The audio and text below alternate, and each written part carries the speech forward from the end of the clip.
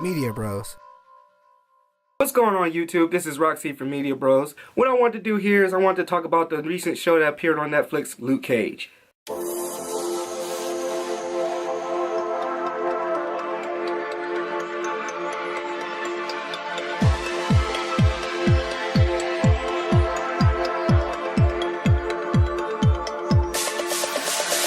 Now I will start off by saying this, Luke Cage was not what I expected. With that being said, it still was a great Netflix series, just not the Netflix series that I was looking for Luke Cage. And the reason why I say that is because there was many different elements about the show that I didn't like. I mean, it's something that I hate to say, but I genuinely didn't 100% like it. I think that's mainly due to the story building. I think it was a little bit too much. It almost felt like this show should have been called Marvel Streets of Harlem, you know, not Luke Cage, because majority of the time of the show they're talking about the streets. The streets is talking about that. The streets is talking about this. This is what's happening on the streets. Seriously, I was not sure where this direction of story was going. At one point it's like this, at another point it's like that, kind of all over the place. At a couple times in the show I caught myself saying, what are you talking about? Sometimes they're talking about things that didn't really matter. Or then they're talking about points of the story that mattered, but they didn't talk enough on it.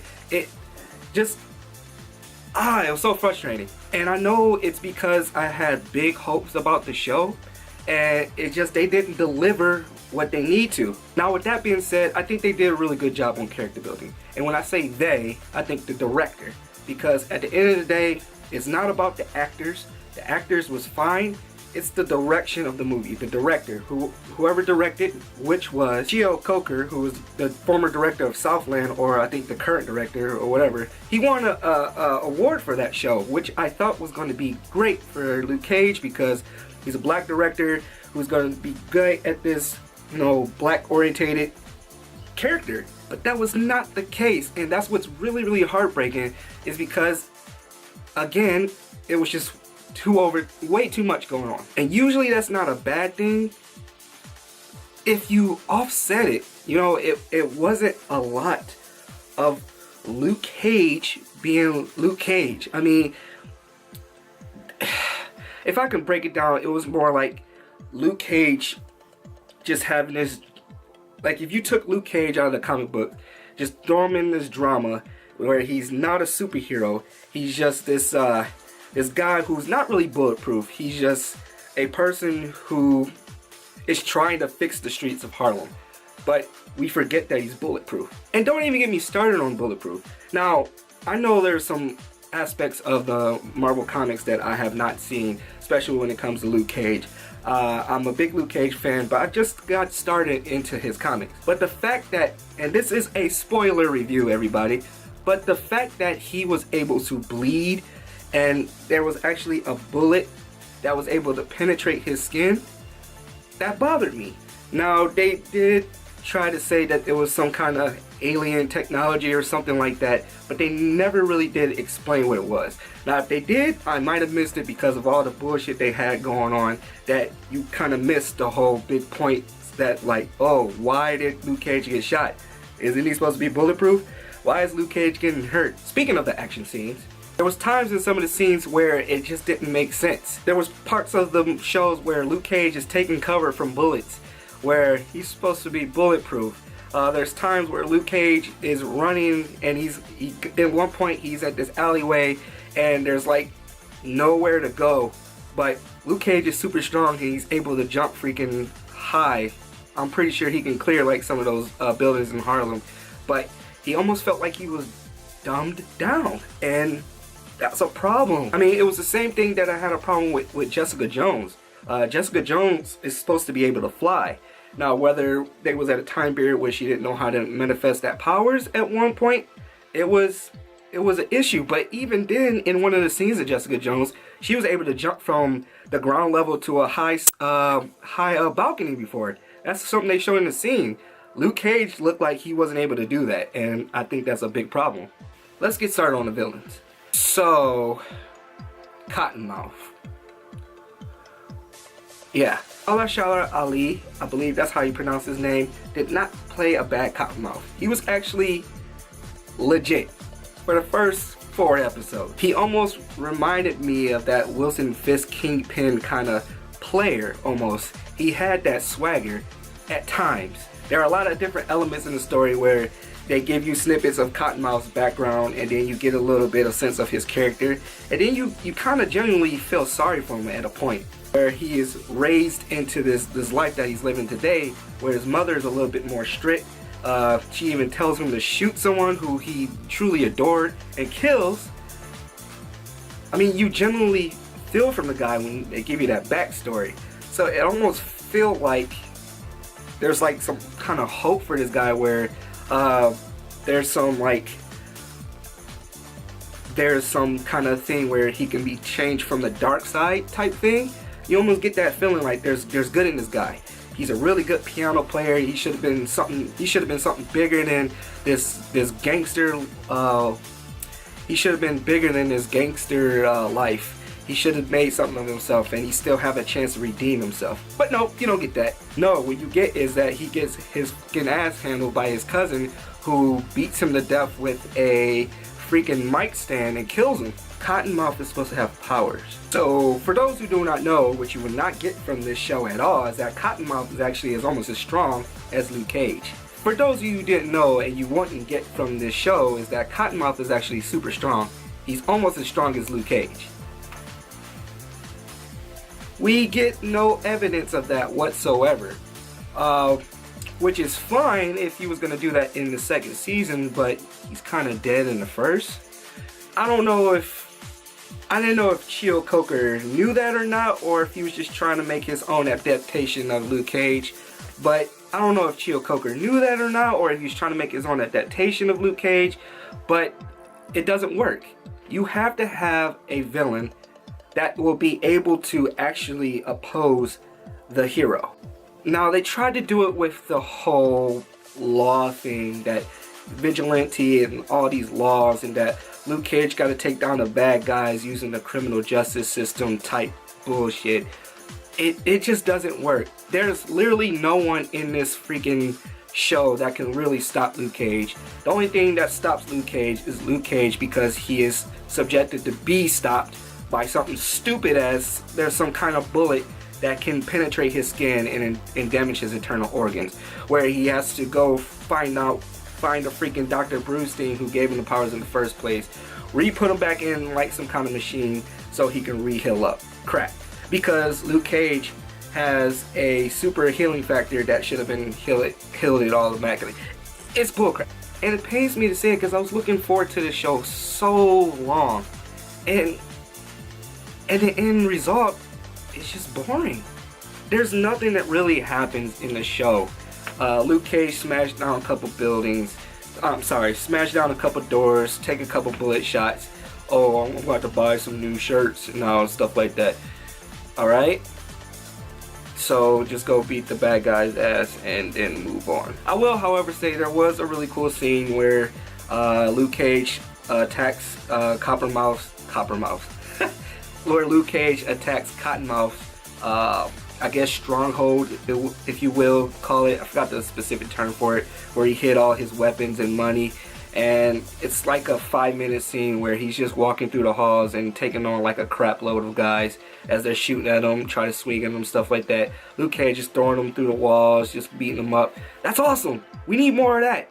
But after that, it really goes to crap. I think it's like the episodes 1 through 5. The show is awesome, it's great, kind of whatever, great, but then it just tails off. Now let's get into Misty Knight. Misty Knight, played by Simone Cook, was one of the things that really disappointed me about this show.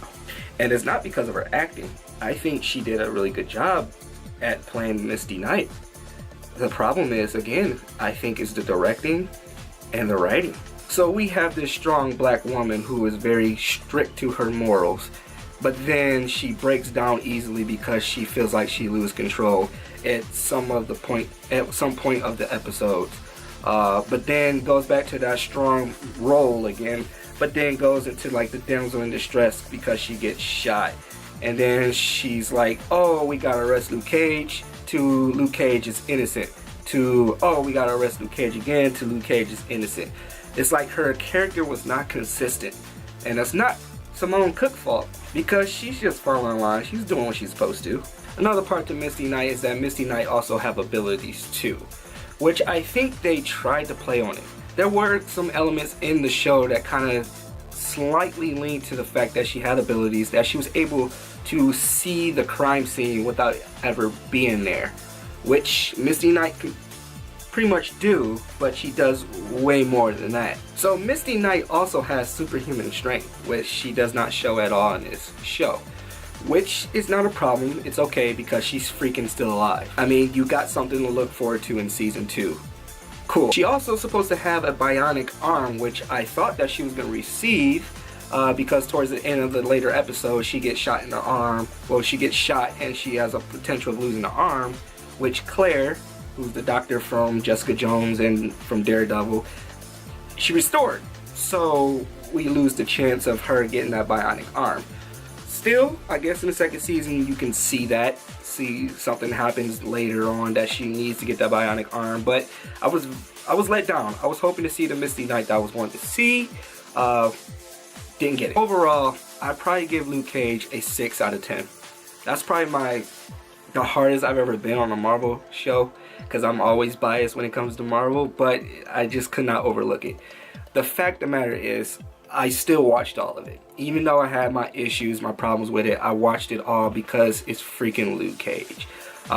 When they did show the little stuff that they did show that Luke Cage could do, I got geeked. That's awesome. Let's talk about some of the best scenes from the show. My favorite moment, my favorite episode period, was probably episode is either 4 or 5.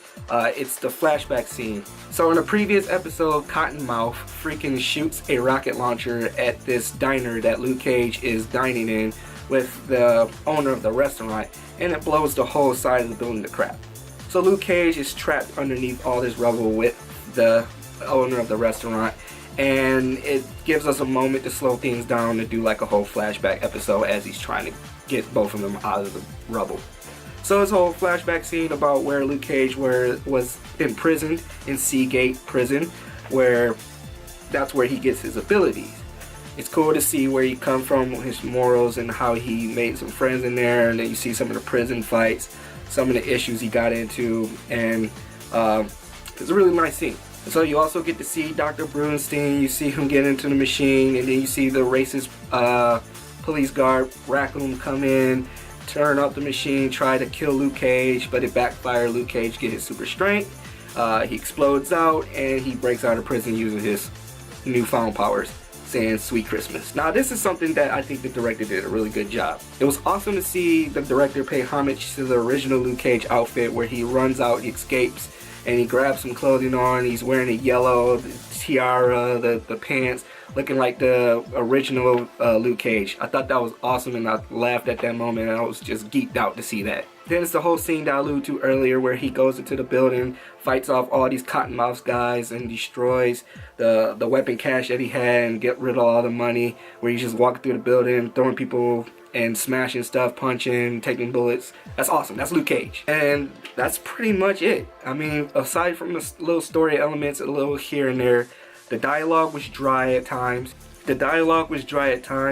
It just was overall just boring. The season finale was a joke. They brought in Willis Stryker, which I was like, wow, didn't see that coming. That's awesome. But Diamondback, which is Willis Stryker, it was horrible. The actor, the voicing, everything, I didn't care too much for it. The fact that he had the suit at the end, I was like, okay. Then they did a little slug match in front of everyone on the streets of Harlem, where all of Harlem can see, with the corny kick his ass Luke, get him Luke. It was just horrible. And this is kind of what pissed me off, because this is Luke Cage at full strength. So he's getting thrown around by this guy who's wearing, I guess, this armor enhancer that apparently makes him as strong as Luke Cage. But he's punching Luke Cage, and Luke Cage is bleeding and getting hurt by these punches, where he and it's a problem, because that can't happen. And Luke Cage is punching him. I don't care if he's wearing a suit or not, you're not gonna get back up, which Stryker gets up many times. After Luke Cage uppercuts him and sends him flying 20 feet, Stryker gets back up to fight again. So it was a joke. There's so much I can say about this, but for the sake of this video, I'm gonna kind of wrap it up. Like I said, I'm gonna give it a 6 out of 10. And that's mainly because there was really some good elements to the show. It's just it was dry dialogue. Some scenes were longer than they need to be. Some of the interrogation scenes were just terrible. I felt like some of the scenes we didn't get anywhere. We're talking about certain things and they're in the conversation. I'm just like, what are we doing?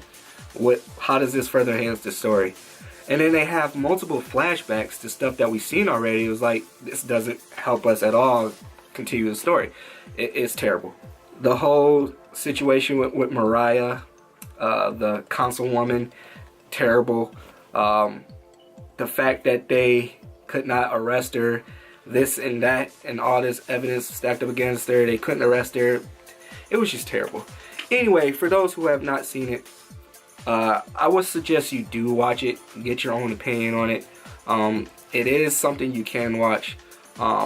If you don't, I think the problem with me is the reason why is because I know the Luke Cage story and I know what he's supposed to be capable of.